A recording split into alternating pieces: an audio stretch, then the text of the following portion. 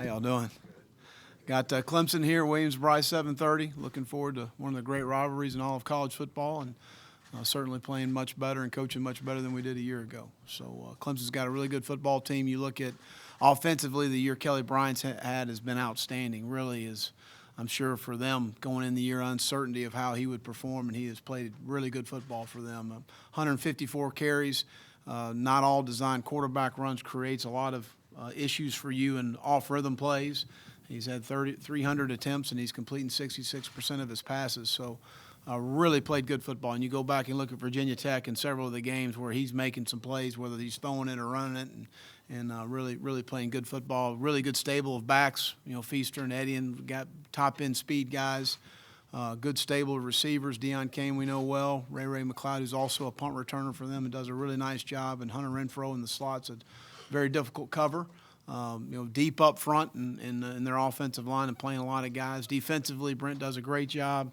Farrell and Lawrence and Bryant and Wilkins and those guys are very disruptive in the run and pass game. We've got to negate the front and block those guys. That's the bottom line, and that's going to be a key to the game for us offensively. But they're deep at linebacker. They're going to get Kendall back this week, and he's a really good football player. Trey Lamar's played well for them, and O'Daniel's, I think they're leading tackler, and he's having a fantastic year for them, and they're really deep in the secondary. And they got good team speeds. They're good on special teams. And Ray's a really good punt returner. I think he's hit one this year, maybe two last year. So ought to be a great environment here at Williams-Brice, and we're looking forward to getting it home and playing these guys. And I'll open up for any questions. Raise your hand. I'll get a microphone to you, David. How are Antoine and Jam for this week? Yeah, Antoine will be out this week. Had a dislocated his elbow, but Jam's good to go. He practiced today, and everybody's good. Let's go to the back room. Joe? Will, for Jake on Saturday, what are the keys for him to have success against that Clemson defense? Well, I think first of all we got to block the guys up front. I mean that's going to be key to be able to have some time, obviously. And that's where it all starts to me in the run and the pass game. We've got to be able to negate the front and, continue to compete like I know he's going to compete and make good decisions like he's been making really good decisions for us.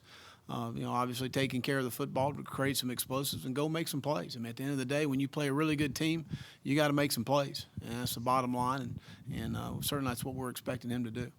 Mike in the back. Will Taylor was telling us earlier that you put on the game film from last year. I'm wondering how much you guys have talked about last year and if you're trying to use it as motivation for this team. Well, I mean, I think as a coach, you're always trying to look in terms of motivation, and we're all motivated differently.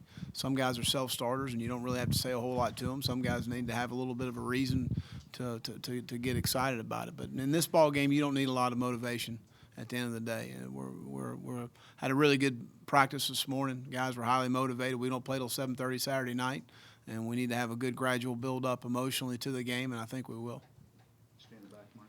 Coach, several of your players were in here and we're talking about, what's different about this team as opposed to the team that went to Clemson last year.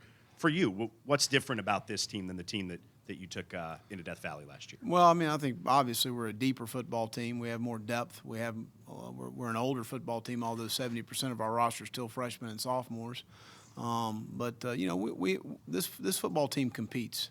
And that's the one thing when you turn the tape on, you're going to see great effort. You're going to see guys running the ball. You're going to see guys offensively finishing plays and really good effort on special teams. We had a couple good examples from last week's game this morning that I showed the team. So, again, I think that the one thing that I've been most consistent with this football team is the effort and the competitive edge. And that's something that, last year that was one of the things I told our team. We had some guys that flat out didn't compete when the adversity sat in, and that's the bottom line. That's the one thing you always, as a coach, you want to have your football team go compete, and that'll give you an opportunity to win games. One over the left, John. Sky was saying earlier that the eyes on the defense were all out of whack last year. How big of a problem was eye discipline again in that game last year, and what kind of steps have been made to correct that this year? Well, again, they create a lot of window dressing, so to speak, on some different things in the run game and the pass game. They do a really nice job of getting the ball in the perimeter. And we watched some wrong things last year as far as motion and those things are concerned. It created a lot of issues in the run game for us, and they certainly took advantage of them. So, TJ and Sky have played really good inside linebacker for us this year. Sherrod Green continues to come on. Eldridge Thompson has done some really nice things. So we've continued to improve that position. Will, a couple of questions. How much do you, Kurt, and Brian put on yards after contact from your receivers, yards after the catch from your receivers, and how much does a guy having big, tall guys like Edwards and Ortre help you on? There's to no that? doubt. That's a huge emphasis of one missed tackle is whether you're playing quarters or you're playing middle field coverage. At the end of the day, on the outside, it's still one-on-one with other guys running to the ball. So when you're able to break tackles and you got strong guys like that are able to run through contact, that's huge.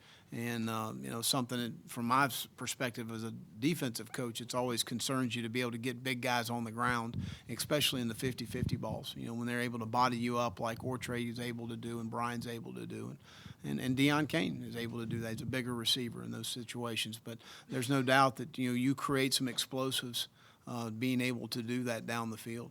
And what was your other question? Just about how Brian and Ortre can help. Yeah, no doubt, absolutely. How has your offensive line played down the stretch, and how do you like the way they match up at the moment against that Clemson front? Well, I think again we've improved tremendously, from the beginning of the season. But I think in all three phases, our football team has taken some steps forward. We have not been as explosive on special teams, obviously without Debo. There's been some kicks that we felt like may have hit if he had been back returning. But I think in all three phases, our football teams continue to improve. And I'm looking forward to the matchup with our offensive line. I think we've made some strides. We're certainly much improved from a year ago. But they got a good front. We've got a great opportunity sitting in front of us. Coach, you mentioned Kelly Bryant, but how do you find a balance maybe in having your defensive line go and try to make a play down the line or stay home and make sure he doesn't kind of break one for a big game? Well, I think you got to be really disciplined in this football game. You got to really be cognizant of your rush lanes and fill your rush lanes up. And what I told our defensive line, don't be selfish at the end of the day. You got to play within the scheme and system and what we're trying to do and understand that this guy's he's a really good athlete and he can hurt you throwing it. And obviously he's hurt people running as well. Will, what are the key areas that stand out to you about how much Jake has improved from a year ago as he steps out onto the field at Clemson and this week?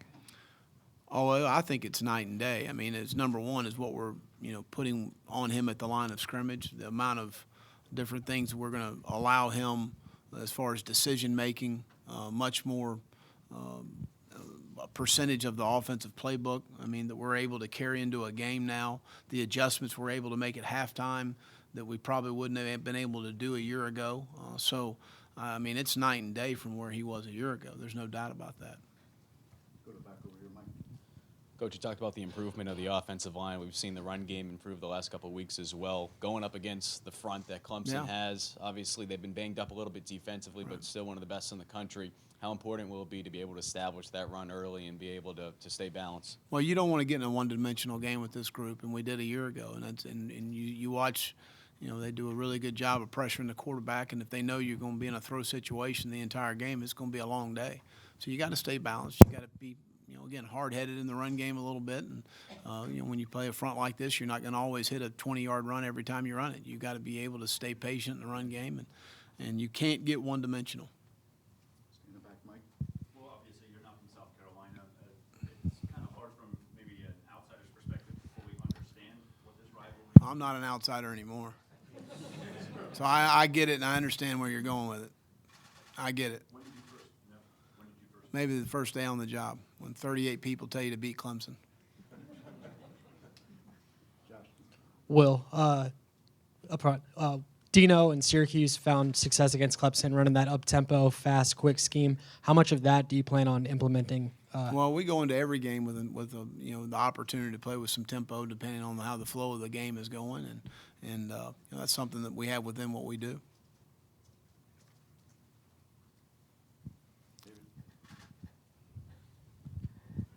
Well, how crucial is it to have your defensive guys be able to stay in their gaps against ETN and face? No doubt. You got displaced against last play of the third quarter against NC State goes for about 92, 89, something like that. It was a long way, and you were going to catch him. So you got to stay in your gaps. Gap discipline, I always talk in terms of keeping your head in your gap, understanding gap control, and disengaging and getting off blocks. And they do a really nice job. And obviously, when Kelly's at running back or at quarterback, it create an extra gap for you in the run game. So those are all situations you've got to be able to always try and gain an extra hat in the run game and borrow a guy from another side and stunt some things and create some disruption as best you can.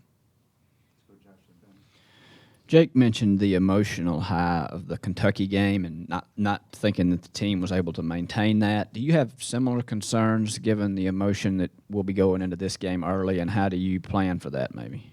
Well, I thought we opened up the Kentucky game pretty good with a touchdown pass and an interception in the first series defensively. So I think at the end of the day, we needed to coach better and play better in that game. Is Jay Urich playing Kelly Bryant on the scout team? Mm-hmm. And does that kind of help that, obviously he's a guy who watched Kelly and probably has a pretty good feel for sort of what Kelly can do? Well, Jay's a very similar guy as far as, the stature is concerned, body-wise, and Jay's a really good athlete. Again, he runs extremely well and throws it extremely well. So there's a lot of carryover there. Let's go to the back room, Rick. Well, what was your approach to rivalry games when you were a player? I can't imagine that you got too emotional that week. I needed to get as emotional as I could because I wasn't very good.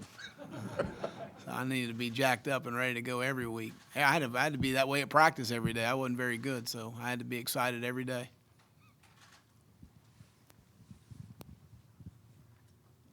Coach, we have one over here. We lost the microphone apparently. So. How in the world do you lose a microphone? Didn't stop working for Bill.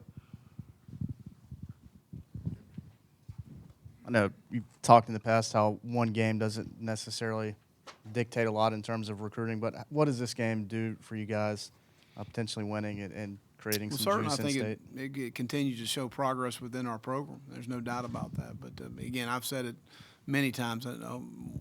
One game's not going to make a decision for a young man, and if it does, we probably don't want him. So that's the way I kind of look at that. But there's no doubt progress has been being made. Really, this year and last year, this Clemson offense has been the kind that's really good at maintaining possession, creating those kind of longer drives, staying on the field, converting third downs. How much of that comes with the scheme that they just sort of run, and how much is it they just have really good players, and that kind of helps that? Well, I think it's a combination of both. I think that they do a really good job schematically of spreading you out, creating space plays with really good players. Accuracy at the quarterback position, and which they have. Obviously, with Kelly's completing 66% of his passes, so he's been accurate with the football, especially in those 3rd and 6 situations. And obviously, his legs have helped them as well in some situations because it creates you as a play caller defensively some issues because of his legs. And you play man coverage, and you're not watching the quarterback, or you're not playing tight coverage, and they're able to complete passes. So it's kind of an issue for you as a play caller defensively. So you got to make some decisions with that. But again, I think schematically they do some really nice things, and they got good players. Questions for Coach? All righty, thank you. Thank you. Thanksgiving still just